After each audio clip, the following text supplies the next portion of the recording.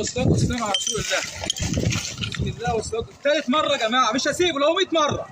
أقسم برب العزة بنقفل المؤسسات الهوائية اللي طالبة على التبرعات وظلم الغد. والسلام على رسول الله يا جماعة. أنا في طنطا عشان حالة الشاب اللي أنتوا شفتوه طبعا قبل كده مرتين في بورسعيد، دي المرة الثالثة هاخده من الشارع بعد ما وديه مؤسسة هوائية أو ما وديه مستشفى بيسيب أي مكان وبيهرب. لكن المرة دي بفضل الله تبارك وتعالى بأمر الله أنا مش هسيبه. أنا في مكان آمن، مش هسلمه لحد، مش هثق في مخلوق بعد كده. زي ما انتم شايفين الموقف والوضع بقى صعب جدا. انا جيت لطنطا لان زي ما انتم شايفين احمد حالته صعبه. حبيبي ايه يا حبيبي، عامل ايه يا حبيبي، وحشتني. ينفع كده؟ مش انا وديتك كل مره، وديك مكان تمشي كده. انت اسمك ايه؟ انا عرفت اسمك. عامل ايه؟ اسمك ايه؟ اسمك كريم صح؟ مش انت اسمك كريم؟ خد حاجه عشان تعرف عشان اعرف. اشرب بسم الله. اشرب عارف انك عطشان. اشرب يا حبيبي. بص هنقعد ناكل مع بعض انا وانت.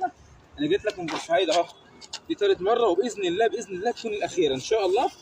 ما انتش تاني تمشي في الشارع باذن الله. ربنا يا رب يجعلنا سبب ليك بحق لا اله الا الله محمد رسول الله. اكل الفضل. بسم الله والصلاه والسلام على رسول الله. حط له صلصه. بسم الله والصلاه والسلام. يا جماعه دي ثالث مره اجيله. عرفت اسمه وعرفت اهله في الجيزه، كان باسم الجيزه، وعرفت كل حاجه عنه في الفيديو اللي فات. رب ضارات النافعه. بس الحمد لله انا جيت له طنطا، انا جاي له من بورسعيد، وعشان في ربنا ان تكون اخر مره ليه في الشارع، لان ده لو اتساب هيموت زي اخوه في الشارع. اخوه ميت على باب جامع السيده زينب، وكان برضه مريض نفسي. ليه اخت محجوزه في العباسيه، امه بعد موت ابوه اتجوزت، جوزها مات، اتجوزت واحد تاني ورمت عيالها. ده ضحيه ام ظالمه مفيش في قلبها رحمه، مش حاسه بعيالها.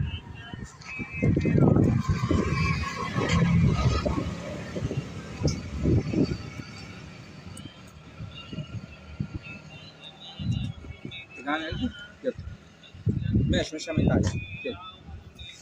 خد قوي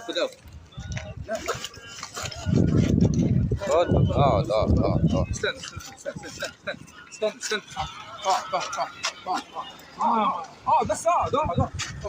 بس خليك قاعد. وحد الله. مش انت عارفني؟ مش انت عارفني بتحبني؟ مش انت عارفني بقص الهدوم اهي. بص لي بقى، ركز معايا عشان جايب لك اخلك. مش ادي الشبشب بتاعك اهو خلاص، والطاقيه بتاعتك الجميله. عايزك تضحك كده. هنشيل كل دلوقتي بس اصبر عليا. بص الهدوم بتاعتك اهي يا قلبي، الهدوم بتاعتك الجديده اهي خلاص. مش انت بتحب كمال؟ مش انت بتحب كمال المصري وعارفني؟ بسم الله الرحمن الرحيم. بسم الله توكلنا على الحي الذي لا يموت. بسم الله والصلاه والسلام على رسول الله. بسم الله والصلاه. ثالث مره يا جماعه، مش هسيبه لو 100 مره. اقسم برب العزه بنقفل المؤسسات الهوائيه اللي طالبه على التبرعات وظلم الغلابه في مصر، اللي اكلوا حقوق الغلابه وتضرب اوجاعهم. بنقفل المستشفيات النفسيه اللي عامله مصالح شخصيه على حس الناس دي لما نوديهم بيسيبوهم عشان ما فيش فلوس. الغلبان في مصر لازم يكون له مكان، زي ما قال رئيسنا البطل الانسان اول ما اهتم بحقوق الانسان في العالم رئيس الجمهوريه عبد الفتاح السيسي. ده ما عادش هينام في الشارع تاني قسما بالله. كريم لو نام في الشارع اعتذر حقوق الانسان. اخر مره هروح له في مكان حقن سرنجات زي ما انتم شايفين. الوضع صعب كده، ما يرضيش مسلمين ولا كفر. كل ما يروح مكان يمشوه عشان الغلبان في مصر لا يمكن يتخان طول ما في حقوق الانسان وفي رئيس بطل اهتم بالغلابه وشالهم من العشوائيات والعش الصفيح وسكنهم في مساكن ادميه واهتم بامرهم. ده بني ادم يحاول يعيش حياه كريمه. المؤسسات الهوائيه والموظفين ما بيشتغلوش الا في الغلابه، ما بيشتغلوش الا لما تصورهم وتفضحهم. انما طول ما هم قاعدين على المكاتب في التكييفات والمؤسسات كلها اتوضبت لهم، مش هيهتموا بحد غلبان، مش هيهتموا بحد لما يكون جايبه رئيس او وزير او مسؤول في الدوله. انما لحد كده كفايه.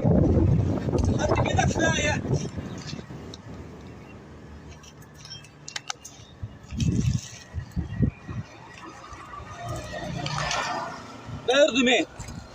ده يرضي مين؟ ده انا عايز افهم. مؤسسه هوائيه ومبادره حياه كريمه ومبادره الدوله القائمين عليها مفيش في قلبهم رحمه. مفيش حد في قلبه رحمه الا من رحم ربي. ناس معضله على الصوابع. ده يرضي مين؟ ده يرضي مين؟ اما كل ما يروح مكان يمشوه عشان غلبان يقول لك مريض نفسي. ما بناخدش مرضى نفسيين، دول لهم مين غير ربنا في الارض. ربنا بيحفظ مصر عشانهم يا ريس. انت اللي بتحبهم وانت اللي قلت الكلام ده. موظفين الدوله المصريه الا من رحم ربي ما بيهتموش بالغلابه. بيمشوهم تاني في الشوارع. حياه كريمه اتعملت عشان الناس دي، ما اتعملش عشان اللي ساكنين في اماكن وعايزين يحسوا من اوضاعهم. دول اللي تحت خط الصفر، دول نبض قلب مصر، دول اللي ربنا بيحفظ مصر عشانهم. اما يروحوا كل مكان ويتهانوا وينتروا في الشارع واجي لهم بورسعيد لطنطا، انا عندي كفايه اروح معاه لغايه اسوان، ولو 100 مره هروح له. انما ده ما يرضيش حد. الناس تكون في قلبها رحمه شويه بالناس الغلابه. اقسم برب العزه قلبي يتقطع عليه. لا شفت طعم النوم وقطعت الاستراحه بتاعت ابني وجبته معايا بعد ما كان راح يصيف. رجعته لوحده. قلت له يوسف تعالى يا يوسف عايزك معايا. انت بتحبني؟ انت عارفني؟ انا عارف ان محدش هيسال فيه لو سبته 100 سنه. هيموت في الشارع زي اخوه بس مش هسيبه. المره دي هيعيش وهيتعالج. اقسم بالله لو هبيع هدومي لو هعالجه بالفلوس يا ريس. موظفين الدوله المصريه طول ما هم قاعدين في التكييفات وماشيين بقوانين ما بترضيش ربنا، محدش هيهتم بالناس الغلابه. الناس اللي كل موجوعين عليهم شيلوا السلطه من الموظفين وادوها للناس الجدعان المصريين المتطوعين اللي مش عايزين حاجه بالحج، اللي مش مستنيين مرتب، اللي مش مستنيين مرتب ياكلوه بالحرام. قاعدين في المكاتب تكييفات واكل وشاي ومش وزفت. تدخل سريع الا من رحم ربي.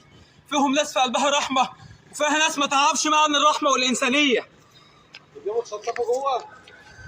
ان شاء الله هنشطفه وهنحميه. بس شوف المصيبه اللي احنا فيها دي.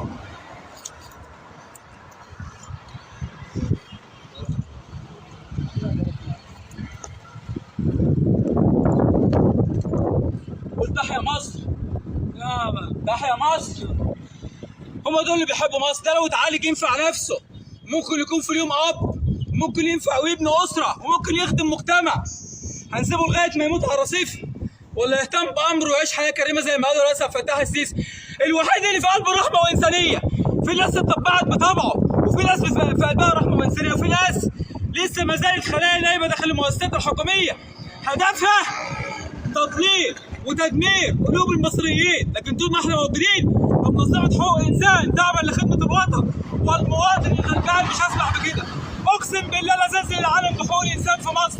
اقسم بالله وكلمه وقلتها من غير تبرعات، من غير اي دعم مادي من اي جهه، من جيب الشخص ومن قوت يومي ومن رزق عيالي، مش هسيب غلبان ماشي في مصر يروحوا لاهله يدخلوا مؤسسه هوائيه، ولو مريض نفسي تاخده المستشفى النفسيه.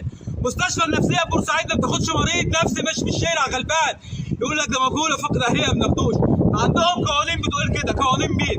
قانون ربنا احسن وارحم. اتقوا الله شويه، اتقوا الله.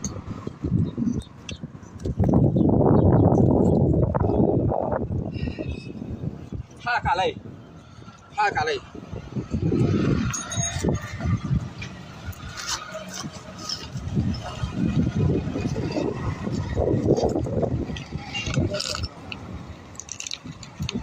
حقك عليا والله مش هسيبك. والله لو هتخش مسحب الفلوس ما هسيبك. شوف والله ما هسيبك. مش هسلمك لحد ما عندوش ضمير. مش هسلمك لحد عملت محاضر عشان يوضع في مستشفى النفسيه سابوه. مفيش رحمه. رحت بيه النفسيه في بورسعيد قال لك ما ينفعش ناخد واحد مجهول ماليش ورق. طب هنجيب ورق منين؟ اذا كنا مش عارفين له اسم، مش عارفين له عنوان، بس انسان يستحق الرعايه ويستحق الاهتمام.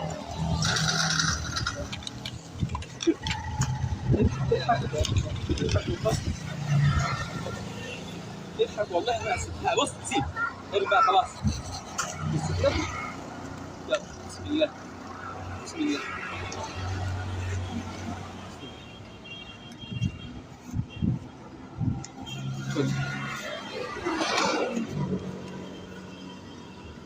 ماشي بس تتابع معايا يا حبيبي. الناس ولا يهمك.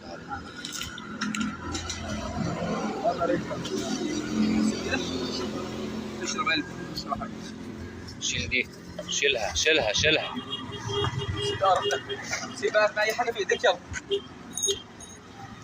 شيل الكاميرا بس دلوقتي لما نلبسها كده. شوف دي كده جامده، حاجه طويله، اي حاجه طويله.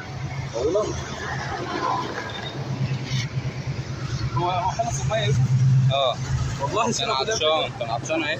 هو في بس الميه كلها اهي ازازة الميه، اهي ازازة الميه اهي.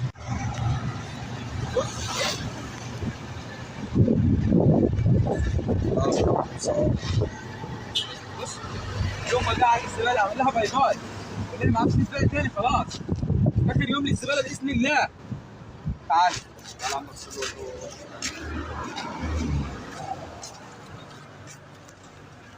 عمال بتكرار ما باخدش معانا.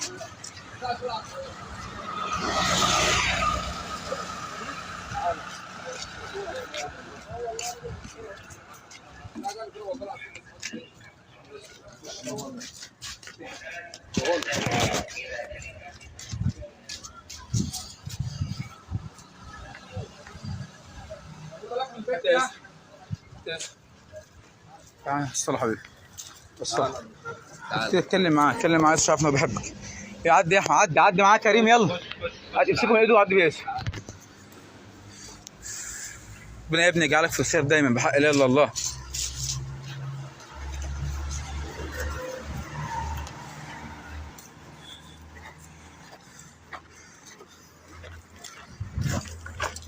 بسم الله والصلاه والسلام على رسول الله. دعونا يا جماعه، دعونا ربنا يعيننا عليهم ان شاء الله. ان شاء الله هنزل بالقاهره باذنك يا رب. عرفت بعض المعلومات همشي عليها لعل ربنا ييسر امره الحل. اخش مستشفى العباسيه رسمي، مش هسيبها الا جوه المستشفى، واصور فيديو في اي مكان هيروح فيه بعد كده. ما عنديش اسيب لحد وامشي. دعواتكم وشكرا. احميها حمايه حلوه معايا، اللي والصبر معايا كل حاجه. تعال تعال يا قلبي، صل على النبي. بص هات الاكل دلوقتي، هناكل تاني. يلا امسك كده، يلا يسأل. تقعد طاقية وتيشيرت. بسم الله الرحمن الرحيم.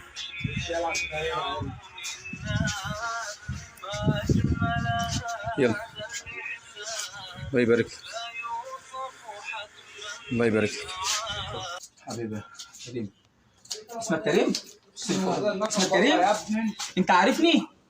طب انت عارف ان اسمي كمال المصري، عارفني؟ انت بتحبني؟ انت بتحبني؟ وانا كمان. يا رب يا رب اجعلنا الزي دي بحق لا اله الا الله. واتمنى صوتي يوصل لرئيس الجمهوريه البطل الانسان رئيس الجمهوريه عبد الفتاح السيسي. مسؤولين وزاره التضامن الاجتماعي يهتموا بامر الغلابه. الناس دي قاعده في التكييفات وعاملين خط ساخن ولا شغل ولا مشغله، شقق اعلامي ومنظره كدابه الا من رحم ربي. عندنا في بورسعيد استاذ حنان بتتقي الله في الغلابه، يا ريت كله يتعلم منها. محافظات تانيه المسؤول عايز يقعد في المكتب ولا يروح ولا يجي، لازم تجيب له قرار نيابه وتاخده وتروح تعمل محضر في الاسم عشان يبدا يتحرك لواحد زي ده غلبان. يقول لك القانون بيقول كده، قانون ربنا اقوى من اي حاجه. اديلهم الصلاحيات، تعبوهم، خليهم يتعبوا سياده الرئيس وينزلوا ياخدوا الناس من الشوارع، خليهم هم اللي يخلصوا الاوراق بنفسهم، حللوا فلوسهم ومرتباتهم، حللوا فلوسهم ومرتباتهم موظفين، لكن عن الغلابه مش سائلين، مفيش في قلبهم ذره رحمه.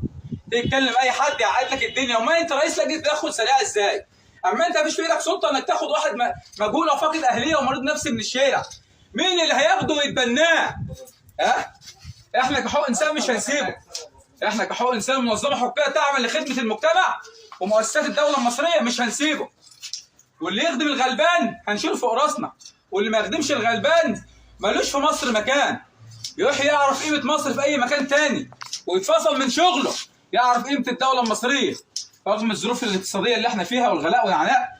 من افضل دوله في العالم، عندنا اعظم رئيس في قلبه رحمه، في قلبه انسانيه على الغلابه. ما اتعلمتوش منه ازاي؟ حبيب الغلابه وحبيب ذوي القدرات الخاصه اللي خلى لهم وضع في مصر. ازاي انتوا سايبينهم؟ ازاي انتوا لازم تاخدوا اوامر عشان تنزلوا تجروا بالعربيات يوم ولا يومين وتصوروا وتبعتوا للوزاره بعد كده هتناموا. يجي تجيب لك الحاله خط السخن ما حدش بيرد، كل كلمه سؤال، ونايمين ومنتخين ولا بينزلوا ولا بيخدموا حد. قال لما تجي لهم مكالمه من محافظ، مكالمه من مسؤول، مكالمه من ضابط، مكالمه من حد له سلطه في الدوله ساعتها بينزل يجري يخاف على منصبه، لكن طول ما هو قاعد في المكتب في التكييف مش عايز بلاغ اصلا يجي له، ولما يجي له البلاغ بيعقد الدنيا عشان ما ينزلش، يقول لك خدوا روح اعمل محضر. احنا ما بننزلش لما يجي لنا محضر رسمي. امتى؟ انتوا اللي عملتوا القوانين لنفسكم في الوزاره عشان تتعبوا الناس معاكم. انتوا اللي عملتوا القوانين لنفسكم، وانتوا اللي حطيتوا قوانين، وانتوا اللي صعبتوا الامور. مريض نفسي ملوش مكان في الدوله المصريه ازاي؟ امال العباسيه والخنكه وجميع المستشفيات الخاصه اللي موجوده في مصر المفروض كل مستشفى خاصه علاج نفسي وادمان يكون لها 10 حالات مجهولين وفقيد الاهليه في كل محافظه، على الاقل يكون لهم متوفر لهم سرير. انما كل ما نجيب مريض نفسي ملوش مكان تحطه في دار هواء يقعد يوم 2 3 بعدها بشهر تلاقيه تاني في الشارع، تيجي تقول لهم يقول لك مفيش قانون يحميه، فاحنا عندنا ما ناخدش المرضى النفسيين. طب ما انت تاخدوهم وتجيبوا لهم عرض نفسيه وتعملوا لهم ايداع في المستشفى النفسيه. ده شغلكم ولا لازم احنا اللي نعمل كل حاجه؟ احنا مع الريس مش معاكم، وقبل الريس احنا مع ربنا، واللي معاه ربنا ما بينضمش، واللي بيعمل لله قسما بالله هيتلاقاه.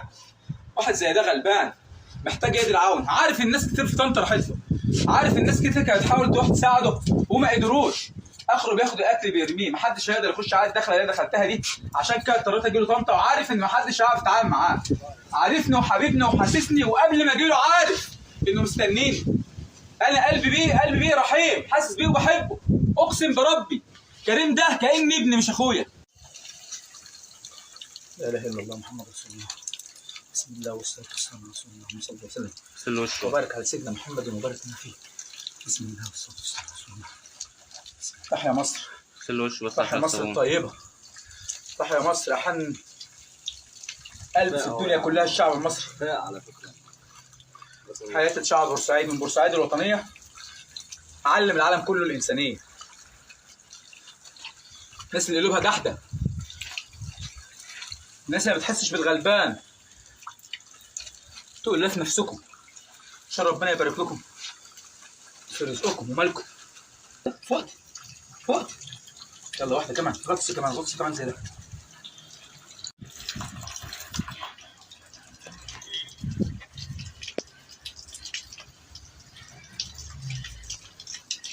ما بتكلمش ايه؟ لا عشان كده الواحد عمال يتكلم كتير ما بيردش. اهو يا جماعه زي ما انتم شايفين اهو بالرعايه وبالاهتمام. الحمد لله والشكر ليك يا رب، اللهم لك الف حمد وشكر. كريم هيوصل لبر الامان. دعواتكم ولا كوكو ارفع وشك فوق كمان. بص اهو الله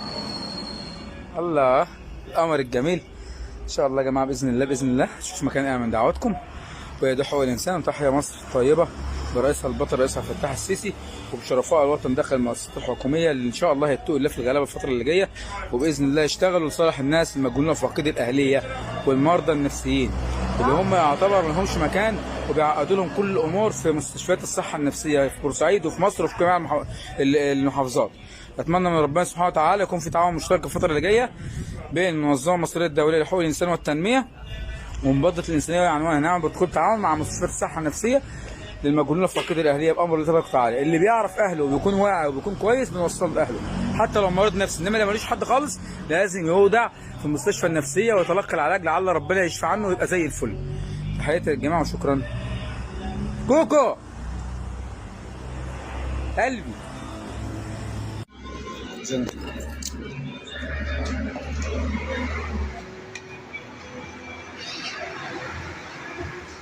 لا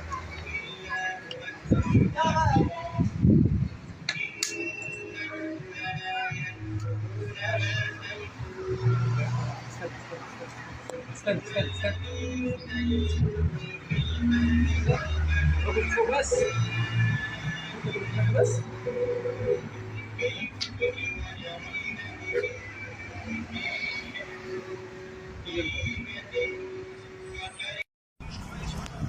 عايز حاجه تشوفها اي حته مش انت بنشفها بالشبشب. عايز انشف بس الشبشب.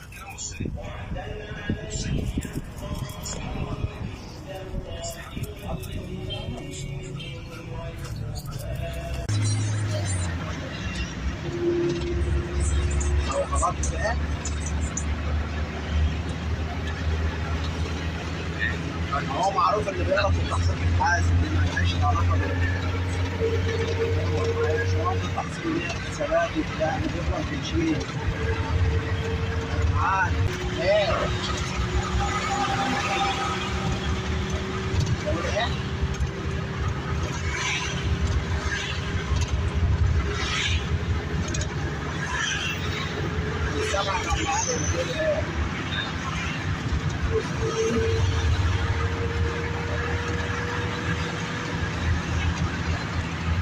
يعني هم هيبقوا تحصيل تاني وجعلك الواحد يطلع تحصيل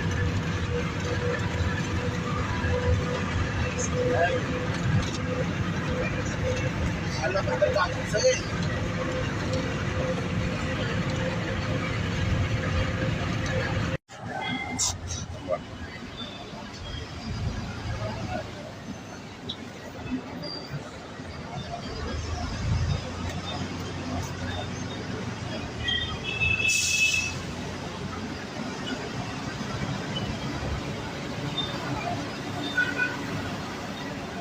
أستاذ عمرو شخصية محترمة جدا، مدير لمصحة حياة جديدة للقاهرة في أبو سير.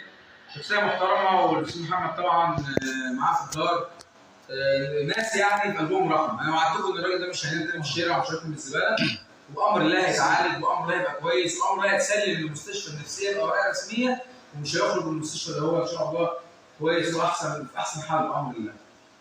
ولا عاملين الشوارع ولا أكل من الزبالة وتخزين الزباله طبعا في اليوم، صح كده؟ نقعد بقى كده دماغ كده ونسمع كلام شاطرين.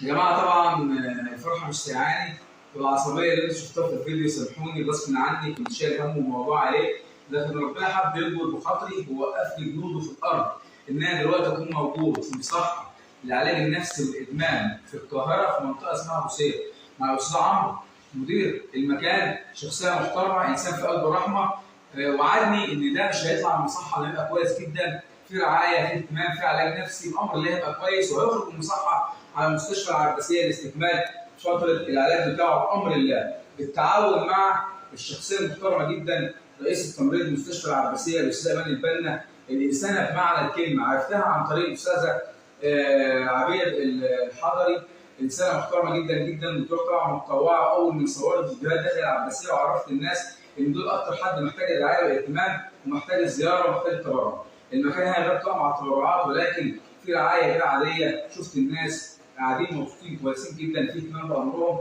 اتمنى اي حد عنده حاله ادمان او حاله نفسيه يجيبها مصحه حياه جديده بابو سير بالقاهره. استاذ عمرو عايز تقول ايه؟ طبعا انا قلت لك طبعا كريم ده امانه قدام ربنا سبحانه وتعالى، لان اصعب حاله انسانيه في العالم. تعرفوا المسمار لكم انتوا الجمال ده الطيب الحلو ده هتقعد كويس تعمل شقاوه؟ لا هو كريم ان شاء الله يبقى كويس باذن الله، نقدر نوصل معاه للتعافي باذن الله. ربنا قدرنا على ان احنا نقدر نساعد الناس، نقدر نخرجهم من الادمان والعلاج النفسي. هو علاج نفسي هو اكتر من حتى السيجاره يمكن كل ساعه مش انا مش سيجاره اصلا يعني ازاي؟ ربنا يقدرك على الخير، وان شاء الله ان شاء الله نشوف احسن حال فعلا. انا اسمع عندك امانه لازم تاخد اجراءات وان شاء الله بتحاول على النفسيه عن طريق طبعا الاستاذ امان البنا ومدير المستشفى طبعا العباسيه المحترم. مصر بخير يا جماعه، وهي مصر الطيبه، وهي ده مولد الحياه كريمه مولد رئيس الجمهوريه. اللي ليه اهل يوصل لاهله، ملوش اهل. طب اللي ملوش اهل زي مريض نفسي تحتويه المصحات اللي بقلبها رحمه، يحتوي المستشفى العباسيه بالقاهره، لكن بفضل ربنا سبحانه وتعالى وداعا للنوم وسط الزباله، وداعا للاكل من الزباله، وان شاء الله يعيش حياه كريمه زي ما قال البطل الرئيس عبد الفتاح السيسي. هات بص يلا عشان احنا ماشيين. الله، شفتوا الجمال، شفتوا الطيبه، شفتوا الحنيه، قسما بالله من ساعه ما شفته ما عمل شقاوه ولا عمل اي حاجه تزعلني. بنركب عربيه لعربيه للمواصله للمواصله لغايه ما وصلنا من منطقه القاهره للمكان زي ما انتم شايفين كده. كان محتاج بس يطلعوا عليه وياخد الناس كلها بتقول له من بعيد بتخاف تقرب منه. صوروا فيديو امبارح بعيد عنه ب 2 متر مش فاهم، لكن هو انسان طبيعي جدا، انسان طيب جدا، محتاج علاج نفسي لعل ربنا سبحانه وتعالى يخرجه من اللي هو فيه ده ويبقى زي الفل بامر الله. عايز تقول حاجه استاذ عمرو للناس اللي دايما شايله هم اولادها المدمنين او المرضى النفسيين؟ عايزين بس يكون في رحمه شويه بس للناس، محدش عارف ايه ظروف الناس، والناس دي ممكن يكونوا وصلوا للحال ده بسبب ايه؟ فربنا قدرنا ان شاء الله باذن الله، ونقدر ان احنا نقدر نساعده. وطبعا بشكر حضرتك طبعا على المبادره اللي انت عاملها دي، هي المبادره الانسانيه عملت اول مبادره في تاريخ مصر، بداتها اواخر 2014 او 2015. ان شاء الله باذن الله ندور على حاجه كتير باذن الله، نقدر نساعد كريم ونقدر نوصل معاه لحل الحاله النفسيه بتاعته باذن الله. باذن الله. يوسف انا عايز طبعا اشكرك حبيبي، اتفضل اقف كده جنبك عشان هو بيحبك طبعا طول الطريق نايم على كتفك. يا جماعه يوسف عشان الناس بس اللي ما تعرفش، يوسف ابني، ربنا يا رب يحميه. كان طبعا معايا طول اليوم، تعب جدا معايا، اول مره يسافر معايا سفريه بعيده، يمكن انتوا شفتوه في حالات كتير معايا في بورسعيد. عايز تقول ايه يا يوسف للناس النهارده بعد ما شفت حاله كريم واطمنت الوقت عليه وقلبنا بدا يرتاح؟ والله انا دلوقتي اصلا اطمنت الحمد لله ان احنا وصلنا له باب الامان. الله عليك. ان شاء الله يتحسن احسن واحسن كمان لما النفسيه بس حسيت مع العلاج كمان ان شاء الله. باذن الله حبيبي. شكرا يا استاذ عمرو، وتحيا مصر بالشرفاء الطيبين المخلصين عشاق خدمه الغلابه لوجه الله. ربنا يقدرك على الخير. يا جماعه المصحه مش مجانيه، لكن فيها رعايه صحيه ورعايه طبيه، وبيعاملوا الناس بادب واحترام، وهنا مكان امن وامان. اللي عايز الرقم هجيب لكم الرقم بامر الله، اي حد محتاج المصحه هدوا له الرقم ويتواصل معاهم، والتفاصيل بامر الله هتكون معاهم. تحياتي للجماعه وشكرا. الله حبيبي والله والله حبيبي. طبعا طمنوا عليكم الحمد لله بامر الله، هيبقى احسن حاجه والله. اللي بيشيل هم الغلابه ربنا بيشيل همه ويقف له ولاد الحلال. الحمد لله ربنا سبحانه وتعالى النهارده اكرمنا بالهدوء في الارض والصلاه بر الامان. هي دي حقوق الانسان. تحيا مصر. باي. عايز حاجه؟ مع السلامه.